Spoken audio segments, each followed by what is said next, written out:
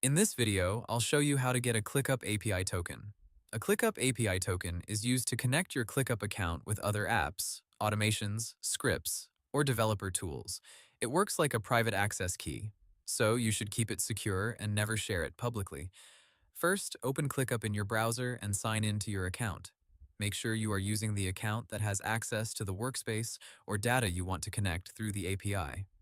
Once you are logged in, click your profile avatar or account menu, usually located in the top right or bottom left corner, depending on your ClickUp layout. From the menu, open Settings. Then look for a section called Apps, Integrations, or API. ClickUp may organize this slightly differently depending on the version of the interface, but the API token option is usually inside your personal settings. Next, find the area labeled API token. If you already have a token, you may see an option to copy it. If no token is shown, click Generate or Create API Token. After the token appears, copy it and paste it somewhere secure, such as a password manager or a private environment variable file for your project. Do not paste it into public code, GitHub repositories, screenshots, or shared documents.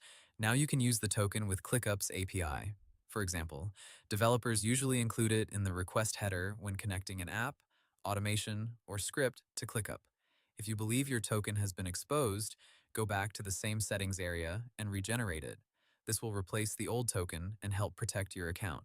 Remember, your API token can access ClickUp data based on your account permissions, so treat it like a password.